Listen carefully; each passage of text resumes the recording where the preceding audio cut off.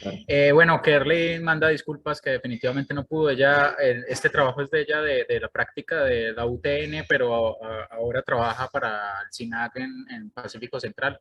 Y pues ustedes comprenderán que a veces están cargados de trabajo. No conozco el nivel de trabajo del SINAC, pero está súper ocupada. Entonces yo traté como de recopilar así como los resultados más importantes de lo que ella había preparado y voy a presentarles aquí rápidamente acerca de los mamíferos en un gradiente de manejo cafetalero. Esto fue gracias al apoyo de la Fundación Familia Mikkelberg, Procat Internacional y Phoenix Zoo, con quienes pues definitivamente este trabajo no hubiera sido posible. Eh, para empezar, pues sabemos que mamíferos medianos y grandes, sobre todo pues terrestres, independientemente de los ratoncitos o los murciélagos, pues contamos aproximadamente con 56 especies en Costa Rica. Puede haber más actualmente, pero estoy basado en esta lista de esta publicación de Rodríguez Herrera del 2014. Y de esas especies en la zona protectora Las Tablas, en la zona de bosque más conservado, pues contamos con 33 de estas especies. Según González Maya y Jan Skipper, con un muestreo que hicieron de cámaras trampa en esa localidad. eh, y pues vemos que, pues digamos que hay una alta representación de esas especies de mamíferos en la zona protectora de Las Tablas, siendo la zona protectora de Las Tablas como, por decirlo así, un control de la fauna de mamíferos medianos y grandes, especialmente de una zona conservada. Pero, ¿qué pasa en los cafetales? O sea, ¿qué hay de mamíferos en los cafetales y qué tipo de manejos de cafetales pueden beneficiar más a este tipo de fauna?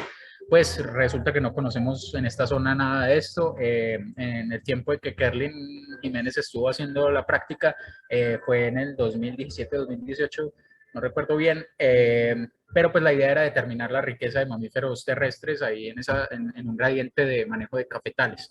Entonces, bueno, esto lo realizamos en la zona norte del corredor biológico amistosa, que prácticamente pues coincide con el área de amortiguamiento de la zona protectora de Las Tablas. Y lo que hicimos fue utilizar cámaras trampa que ubicamos en celdas de 4 hectáreas aproximadamente en cultivos de café que denominamos como rústico. En la parte de arriba la vemos así, que son cafetales que definitivamente están inmersos en áreas boscosas. Se puede decir que la matriz inmediata es de bosque, y hay un cultivo pequeño de café en esa zona. Otro que vemos abajo en la derecha, que es un tipo de cultivo de café que es de policultivo, que es, digamos que tradicionalmente son los tipos de cultivo que encontrábamos en la zona, por pequeños propietarios o familias de propietarios, que manejaban definitivamente un tipo de cobertura muy heterogéneo, incluyendo pastizales para ganadería, árboles para cercas, árboles frutales, árboles para comer, cultivos para comer, etcétera, etcétera. Y encontramos ya una tendencia pues en algunas áreas del corredor, donde todavía queda café y no se ha pasado para ganadería, es acumulación pues de tierras para el monocultivo de café, eh, que pues es una tendencia que hay que tener en cuenta definitivamente por el impacto que puede llegar a tener, independientemente si es positivo o negativo, pero pues va a tener un impacto esa extensión de esos monocultivos por únicos propietarios. Esta es una tabla resumen de las especies encontradas en todos los cafetales. Resalto en los polígonos salmón, cuáles fueron las especies como únicas del tipo de cultivo. Entonces acá vemos que en el cultivo rústico y policultivo pues encontramos especies únicas de los felinos más grandes pues que hay en la zona, ¿sí? Pues independientemente de jaguar pues es muy difícil que salgan en este tipo de cultivos, pero pues de puma a los siguientes más grandes de mayor talla pues se encontraron únicamente en rústico o en policultivo. En policultivo también se encontró una especie que, si no estoy mal, está amenazada a nivel nacional, no a nivel mundial, pero sí a nivel nacional. Es una especie rara que es la comadreja Galectis vitata. Y en el rústico también se encontró la danta, pues que como les decía, pues este cultivo rústico definitivamente es un cafetal que está inmerso en una matriz inmediata de bosque. En el monocultivo, la única especie que no fue compartida con los otros tipos de cultivo fue el oso hormiguero, pues que sabemos que es súper común en zonas intervenidas y que de hecho encontramos mucho en carreteras atropellado. El resto de fauna de mamíferos que evaluamos, pues está compartido entre los tres tipos de cultivo.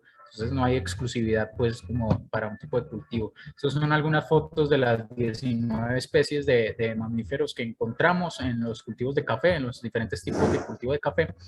Y aquí les muestro un poco una curva de rarefacción que realizamos para cada tipo de cultivo. En rojo podemos ver el cultivo de café rústico, en verde vemos el café que está en policultivo y en azul el café que está en monocultivo.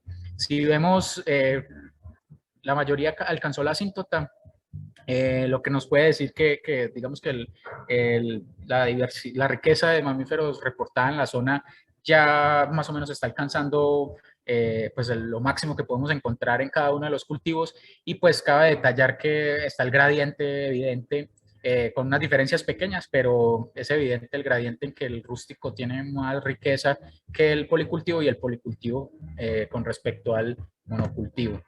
Aquí, para ver un poco más la estructura y abundancia de esas especies, este sería el rango de abundancias de las especies de mamíferos encontrados en el café de rústico, y pues vemos que la mayor abundancia está dominada por Silvilagus dicei, que es una especie de conejo endémico y además de eso en peligro de extinción, entonces súper importante.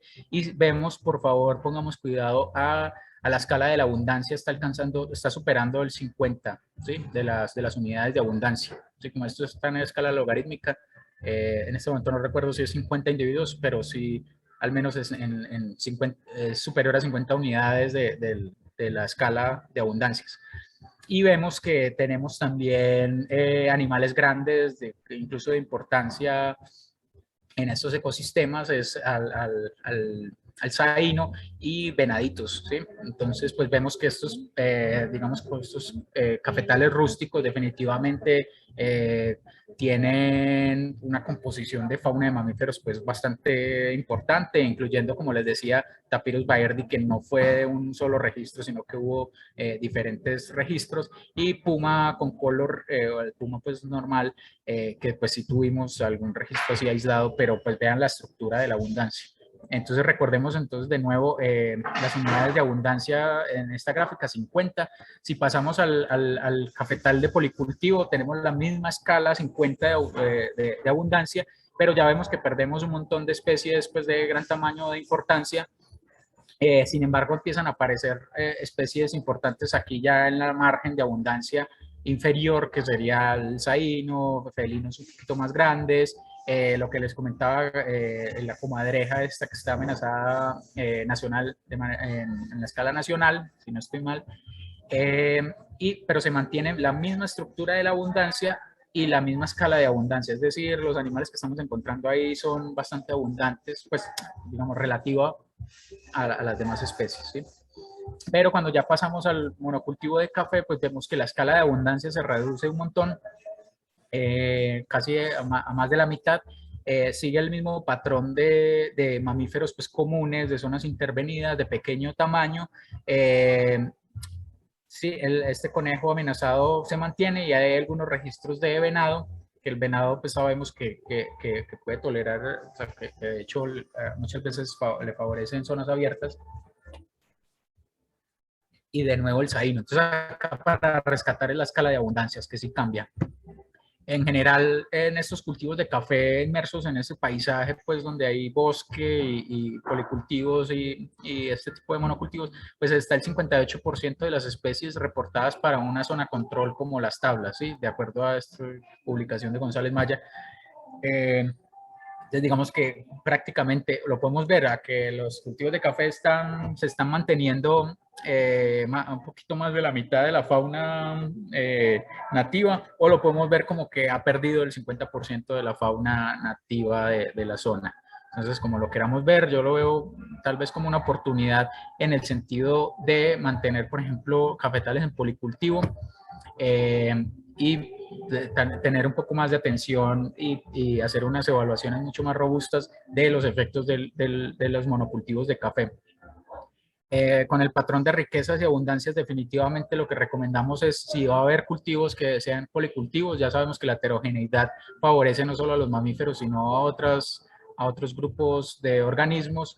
Y pues definitivamente los monocultivos mostraron un patrón que no, un patrón de abundancias y riqueza que definitivamente era el menos conveniente, ¿sí? Al menos de lo que evaluamos. O sea, no quiere decir que satanizar pues, ese tipo de cultivos, sino que según lo que evaluamos, pues, es el que menos representa la riqueza y abundancia de mamíferos. Y aunque el manejo rústico definitivamente sería el ideal, porque pues, ya vieron que encontramos dantas de todo, pues es muy difícil replicarlo definitivamente por los requerimientos de bosque y los económicos, porque no necesariamente una persona propietaria de una finca de gran extensión puede dedicar pequeñas áreas a producción solamente. O sea, el solo hecho de pagar impuestos de renta de la tierra, pues va a favorecer. Entonces, no necesariamente es tan replicable, y para el corredor biológico definitivamente es mucho más replicable el modelo de manejo de policultivos, que en realidad coincide con el manejo que se le ha dado tradicionalmente a la tierra frente a los monocultivos, que por lo regular están asociados con adquisición de tierras en nuestros paisajes por únicos propietarios. Muchas gracias. Muchas gracias, Diego. Súper importante formación de mamíferos, tanto en áreas de paisajes productivos, ¿verdad? Damos 5 minutos para preguntas. Tenemos un buen tiempo, aunque ya es tarde.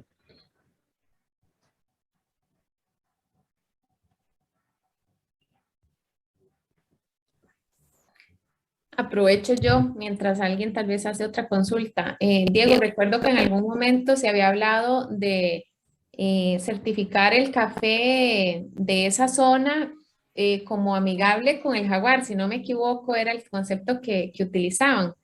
Eso, ¿nos puedes comentar un poquito más de esa iniciativa y qué procesos o qué mecanismos están utilizando?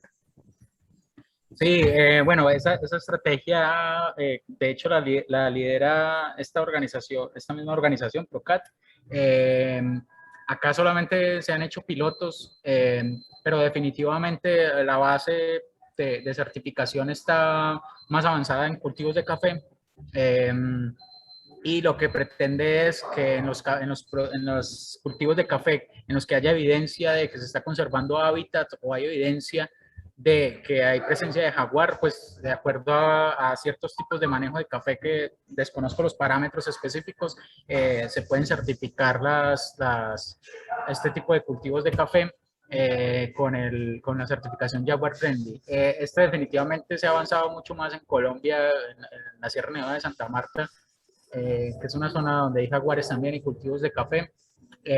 Pero tengo entendido que va a iniciar este tipo de certificación a partir del siguiente año, con un proyecto del Fish and Wildlife Service que va a trabajar un poco un poco la parte de amenazas a jaguar, certificación y restauración del hábitat en el corredor biológico. Definitivamente es una apuesta, las certificaciones son una apuesta importante para los productores, productoras en los paisajes de los corredores biológicos. Eh, ya todo va a depender es un poco de los criterios, quién está certificando, quién certifica, quién evalúa, y pues cómo vamos a alcanzar eso. Eh, Sin embargo, pues creo que también hay, no sé, como experiencias valiosas a nivel nacional en la zona norte de Costa Rica, donde hay certificaciones también relacionadas con jaguar, que son certificaciones más locales, y pues pienso que los dos modelos deberían ir de la mano en los paisajes y no de manera aislada, ¿sí? Porque ninguno de los dos certificados, digamos que llena todos los vacíos de certificación o de potenciales inclusión de los productores en mercados. Entonces pienso que debería ser mixto el modelo y pues vamos a ver qué logro yo meter de ese tipo de visión, pues.